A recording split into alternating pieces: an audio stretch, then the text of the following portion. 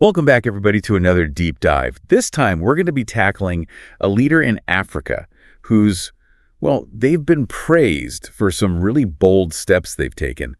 But at the same time, there are these nagging accusations that just won't seem to go away. It is a fascinating case, I have to agree. So, to kick things off, we have this interesting situation where a newspaper that's known for being pretty critical, actually named this leader, are you ready for this? Man of the Year. Yeah, Man of the Year. And they explained that they gave this award because, despite all the challenges, this leader's been pushing for these really big reforms. Like, for example, they got rid of those petroleum subsidies. Oh, right. They let the Naira, the currency, float freely. Yeah. And they've even been trying to give, local governments more power. These are not simple things to do. No, not at all. Actually, speaking of those economic policies, yeah. For those of us who maybe don't follow that sort of thing super closely, can you just break down quickly, what does it mean to float a currency? What does that actually mean? Oh, sure. So basically, floating the Naira, it means they're letting the market decide how much it's worth instead of, the government saying, okay, this is what it's going to be. Okay. So it's a bit riskier because now global stuff can affect it more, but it can also, it can also attract more foreign investment. Okay, so kind of like shaking things up. Yeah, exactly. Shaking things up. But as you mentioned, though, we have to talk about the other side of the coin. Right. These allegations of corruption that have followed this leader for literally decades, these aren't new. No. And we're talking about some serious accusations here. Going back to 1993, there's a case in the U.S. where they actually seized assets because of alleged drug trafficking and money laundering. Yeah, and when you start looking at the amount of money that's potentially involved here, it's pretty stunning. Hundreds of millions of dollars. Yeah, hundreds of millions. It makes you really question where all this wealth came from, Yeah. and how they gain it. So we've got this kind of these two narratives playing out at the same time: the reformer and the potentially corrupt official. Absolutely. And trying to figure out what's really going on, it takes, you really got to look closely at the evidence and consider all the different viewpoints, Absolutely. And speaking of digging deeper, there's this company, Alpha Beta Consulting, that keeps topping up. Right. So Alpha Beta Consulting, they're accused of being involved in tax evasion and money laundering. Okay. And potentially moving money around for personal gain. And What's really interesting is that the company's own their own managing director, the CEO, they filed a petition outlining all these accusations. So people from within the company were raising red flags. Yeah, exactly. So it adds, another layer of complexity. Another layer, absolutely. And to add even more to it, now U.S. agencies, they're saying, no, you can't see these records.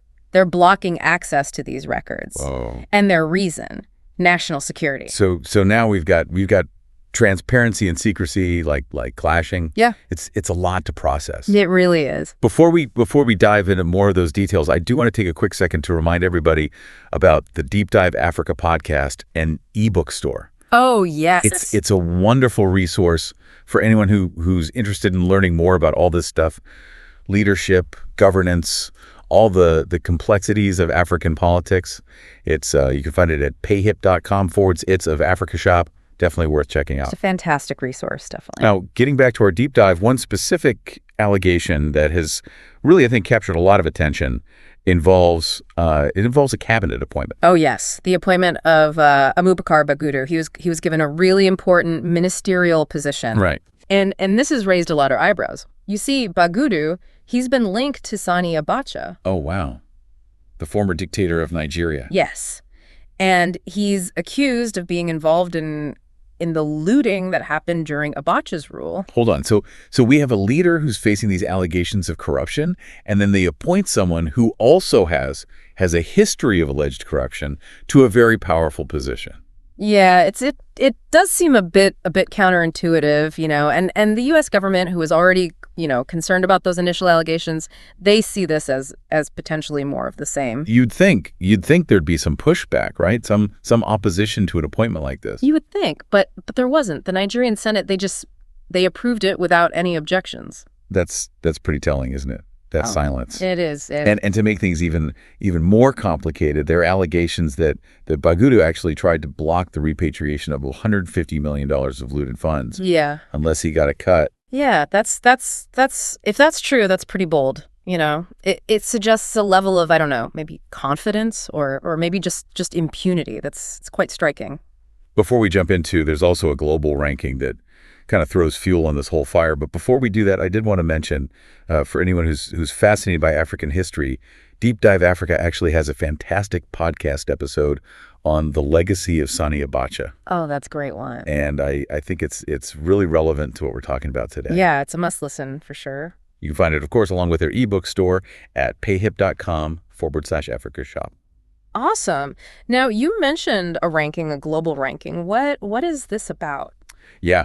So in 2024, the OCCRP, stands for Organized Crime and Corruption Reporting Project, they named this leader as one of the most corrupt in the world. Oh, wow. And the OCCRP, they're not messing around. They're a global network of investigative journalists and media organizations, and they really focus on exposing organized crime and corruption. So their rankings, they carry a lot of weight, right? Yeah, they do. This isn't just some random list. They do really extensive investigations. Okay. They analyze data, they interview sources. So they have evidence to back this up. Yeah. Yeah. And just to give you a sense of who else is on this list, we're talking William Ruto, the president of Kenya. Okay. Former Indonesian president Joko Widodo.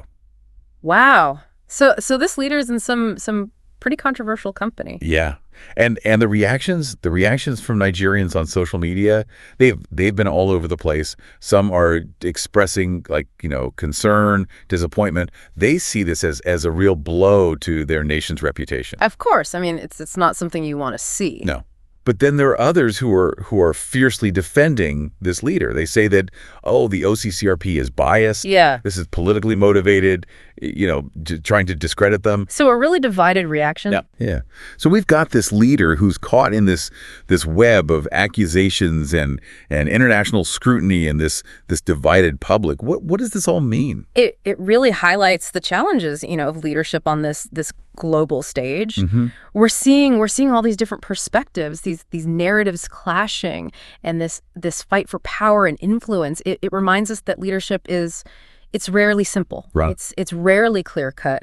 It also highlights the importance of information. The more we understand the context, the players involved, all these allegations, the better equipped we are to make sense of it all. Absolutely. And that's where, places like Deep Dive Africa come in. They offer that in-depth analysis and the different perspectives that are so crucial for understanding these really complicated issues. It really highlights the challenge, isn't it, of balancing these really bold leadership moves with these serious accusations. It makes you think about accountability, transparency, and really the nature of power itself. It's like trying to put together a puzzle, but some of the pieces are missing. Right. And the ones you do have, they don't quite fit. Yeah. You're left wondering, what's the full picture here? What am I missing? And that's why critical thinking is so important. You can't just take things at face value. You have to really look at the evidence, consider different viewpoints, be open to maybe even challenging your own assumptions.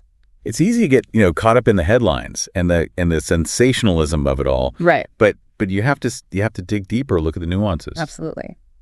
This case also, it shows how connected everything is globally. Like accusations of corruption in one country, they can have these ripple effects across the world. Yeah. It affects relationships between countries, trade deals. Yeah. Even the stability of whole regions can be affected. It's like a spider web. You touch one part of it and the whole thing vibrates. Exactly. And it reminds us that, we're all connected. What happens in one place, it can have consequences everywhere. And the pursuit of justice, it often goes beyond borders. So we've got this interplay of leadership and corruption, international scrutiny, a public that's divided. What does this all mean for this leader? What does it mean for the country? Well, that's the big question, isn't it? I mean, the future it's really uncertain. There are a lot of different ways this could go. Let's play what if for a second. What would be the best case scenario here? Well, ideally, this leader would would address these allegations head on. Right. They'd start independent investigations, cooperate fully with international authorities, and really show that they are committed to transparency and accountability. It would go a long way toward rebuilding trust, right? Absolutely. I mean, both with the public and internationally. Okay, but what if they don't do that? What if they just keep denying everything and resisting any attempts to hold them accountable? Well, then things could get a lot more complicated. I mean, they could become more isolated on the world stage, damage relationships with important allies, hurt economic progress. Right. And it could even lead to unrest within the country. That's a big gamble. It is. And then there's a possibility of, legal consequences. Right. If these allegations are actually proven. Exactly. They could be impeached, removed from office, even face criminal charges. And we can't forget about the impact on the country itself. No, of course not. Corruption scandals, they can erode trust in institutions. Absolutely. Damage the economy, really make it harder for a country to develop and progress. It really shows how damaging corruption can be to a nation's well-being. So we've talked about the best case, the worst case. Is there a middle ground here? Is that a possibility? There's always the possibility of something in between. Maybe this leader makes some concessions, like starting some limited investigations, maybe taking steps to be more transparent in certain areas. Okay. But they might still, try to shift blame, downplay how serious the allegations are. It'd be a balancing act, wouldn't it? Yeah. Trying to appease the critics? Yeah. Without actually admitting they did anything wrong? Exactly. Or looking weak? Exactly. And it's really hard to say which way this is going to go.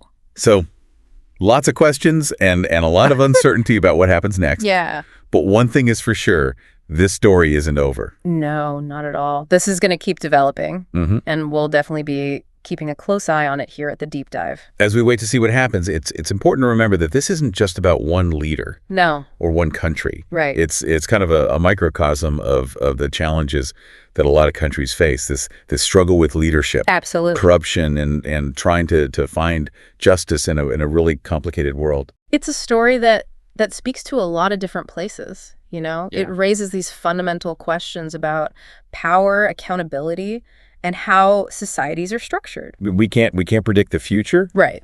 But we can learn from the past, right? And use that knowledge to face whatever challenges come next. That's why I'm so glad for resources like Deep Dive Africa. They give us the insights and the context we need to really understand these complex issues. As we've been talking about all this, I keep thinking about Deep Dive Africa's mission.